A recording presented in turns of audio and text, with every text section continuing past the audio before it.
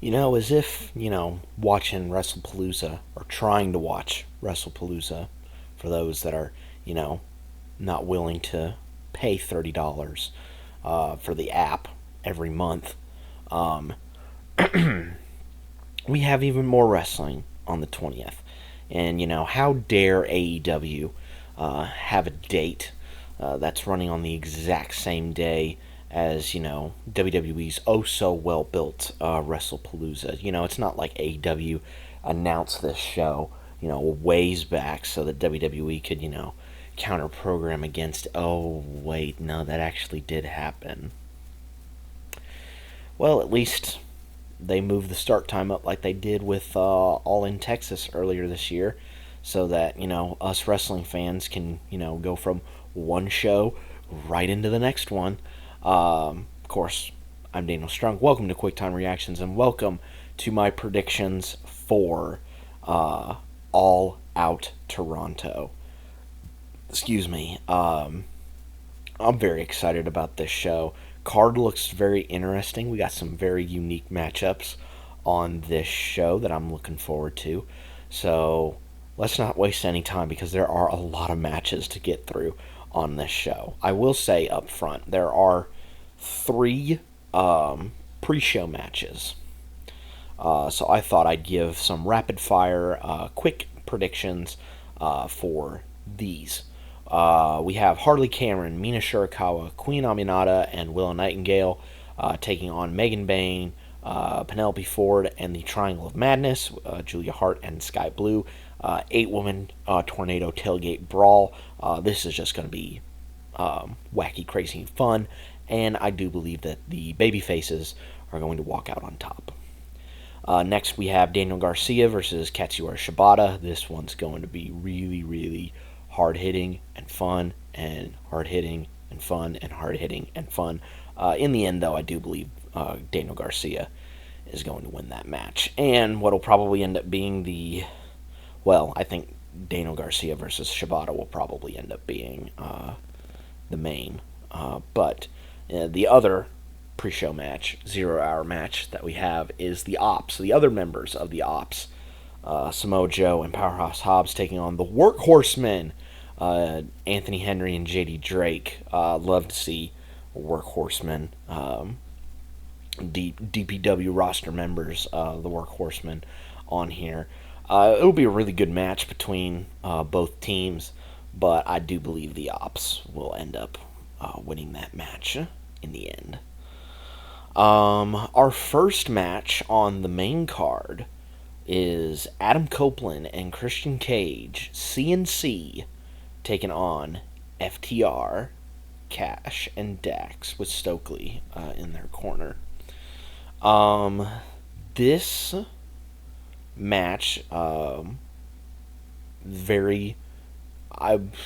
wouldn't necessarily say strong build, but of course FTR turned heel on Cope, hit him with the spike pile driver, gave him a concerto, sent him out of action for a little while. Meanwhile, Christian has been kicked out of the patriarchy and has had to find himself, according to Cope. And even though he's not fully, out of, the whole dead dad shtick, he is still teaming with Cope and helping him against his crusade against FTR. This is going to be a really good tag match. FTR are they're one of the best tag teams working today, and they're going up against a really good tag team from years gone by in Cope and Christian.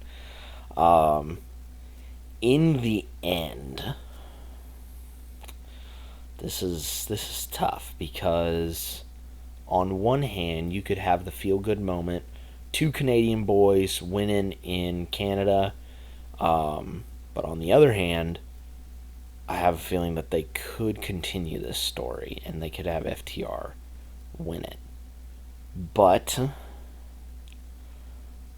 I'm going to go with Cope and Christian winning this just so that they can have that big Canadian pop when they win the match.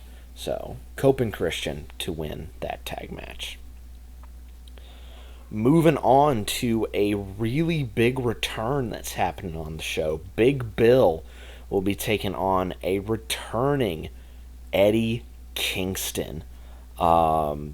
This return has been building up for quite a while, I would say. Ever since Kingston, I think, what was it? I think he snapped his leg when he wrestled a New Japan match, and he's been out for quite some time, going up against Big Bill here. This is, of course, not going to be a total squash because, Big Bill, he is very tall, and you can't teach that. But I do believe that Kingston's going to win this match. It's his big return match, so I'm going to imagine that he's going to win this match against Big Bill.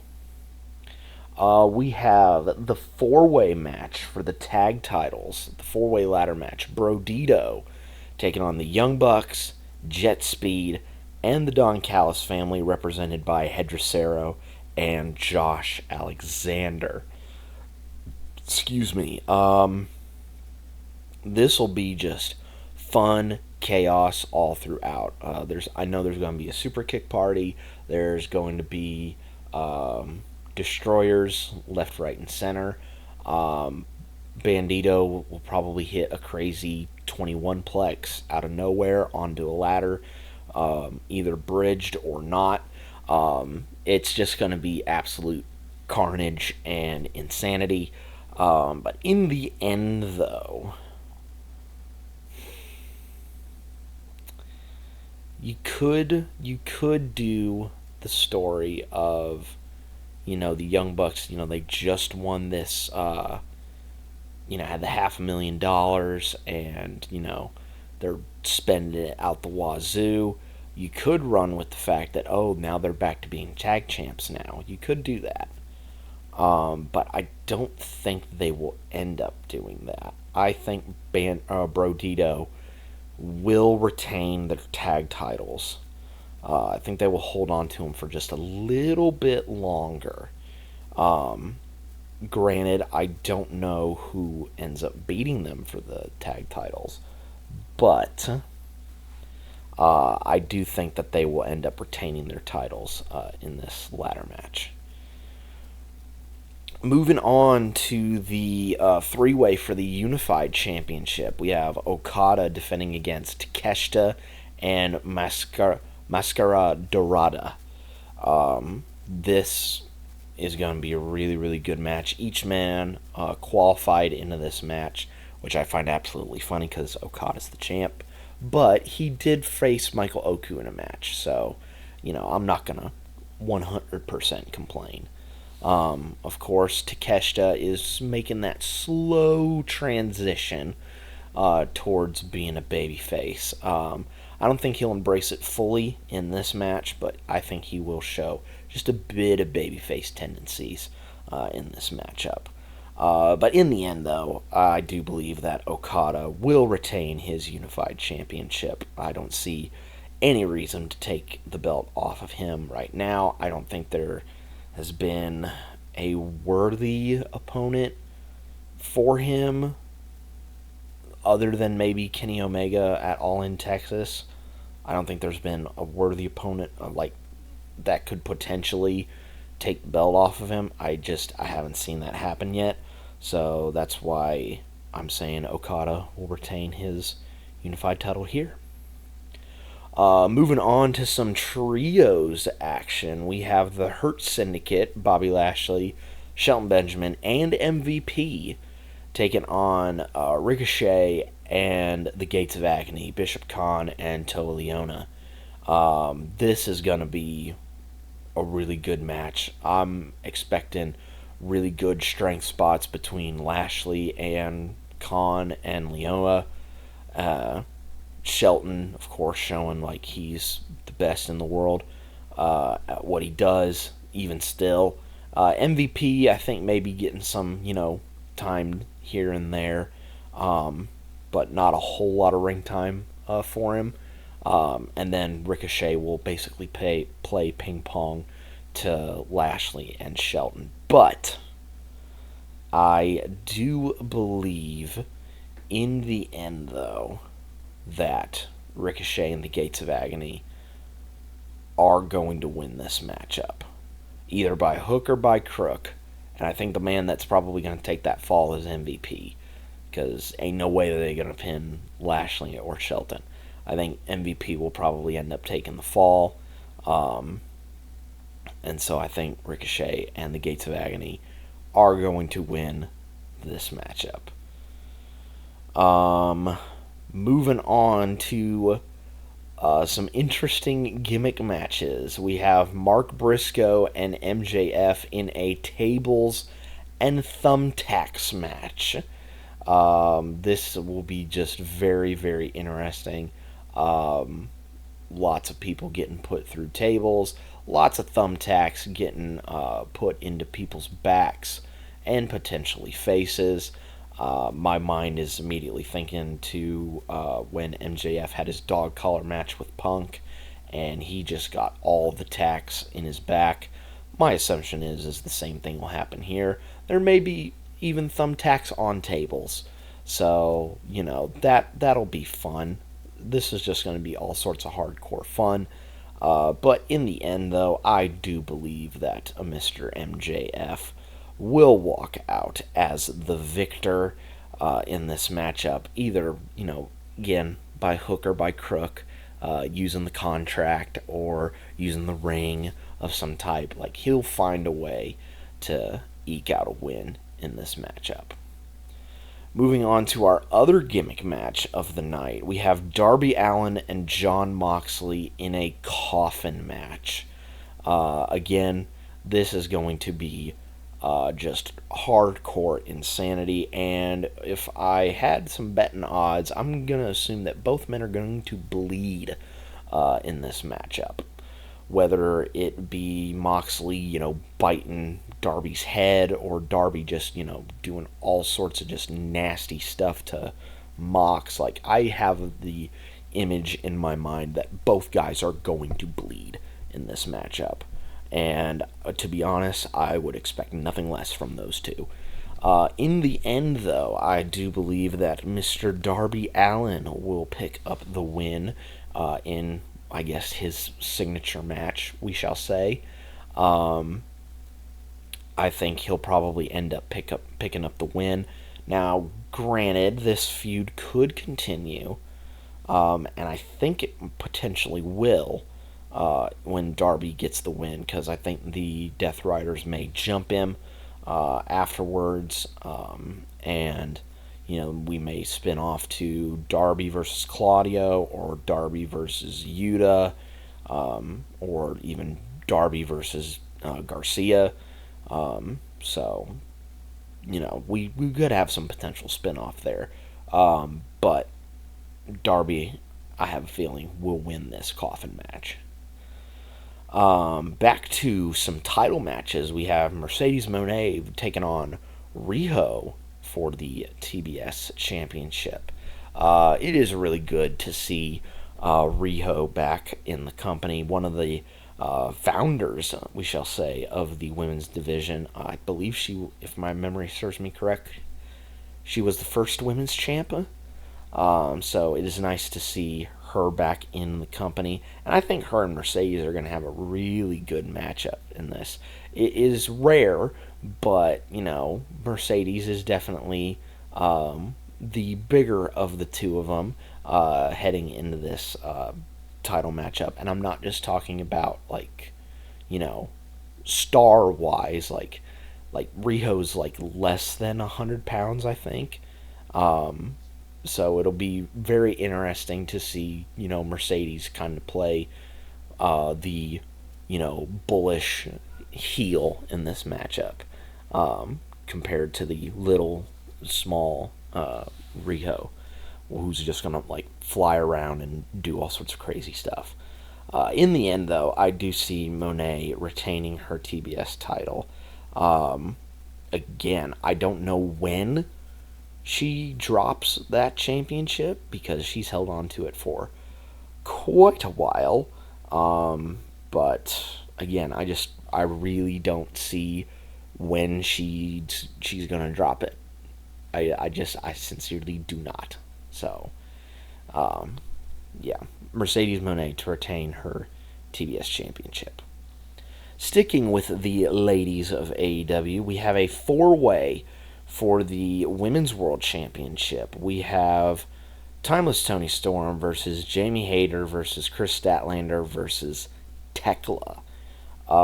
This is going to be really good, and I'm expecting some really good combinations. Like Hayter and Thekla, I think they're going to do some really good work there. Statlander and Tony, they're also going to do some good work.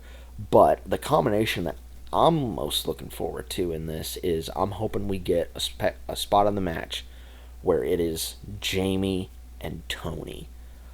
Because that, I think, is probably the big match that we are leading to, maybe towards the tail end of this year, into the start of next year, is Hayter and Tony, and we have Hayter get back on the top of the mountain of the women's division. But yeah, I'm thinking that Hayter and Thekla, I think they're going to cancel each other out. I don't think either of them is going to win it. So I'm thinking Timeless Toni Storm is once again going to retain her AEW Women's Championship. It'd be cool if Hayter won it here, but I just sincerely doubt that will happen on this show. Maybe towards the tail end of the year, we have Hayter win the championship and kind of usher in the new year with Hayter as champ. But who knows? We'll have to wait and see. But my pick is Timeless Toni to retain her women's title. And then, of course, that brings us to what is most likely going to be the main event. Hangman Adam Page versus Don Callis family's Kyle Fletcher for the AEW World title. Now, there have been some stipulations added to this match. If any member of the Don Callis family, or if Fletcher is DQ'd, then Fletcher will be stripped of his TNT title.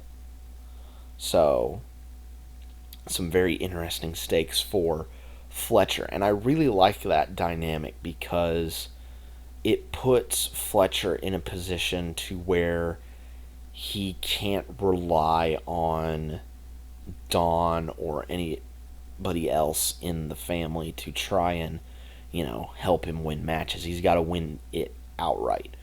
And I do think that he will take it to Hangman Adam Page. I think he'll push him to his limit.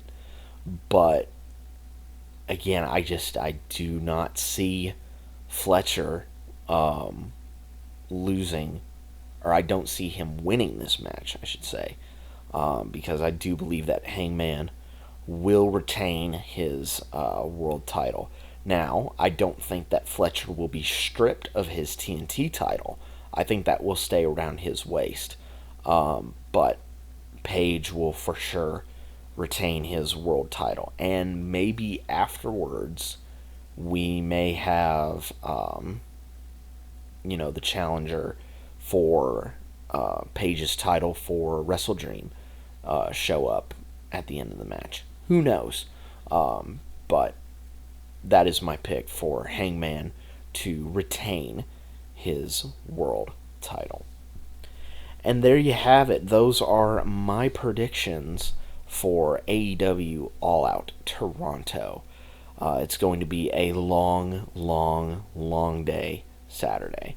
For some context, I am going to WrestlePalooza, so my AEW review for Wrestle Dream for All Out will be a bit different. I won't talk about the tail end matches a lot because I will probably have missed them, but I will talk about like the beginning matches probably a lot more, just because I'm going to WrestlePalooza, and I'm also going to Wrestle Dream in October, but I'll be going to WrestlePalooza, having fun there. But I will be having fun before the show, watching All Out before I head to WrestlePalooza. So be sure to stay tuned for my review of All Out Toronto on the same day that I post my WrestlePalooza review as well.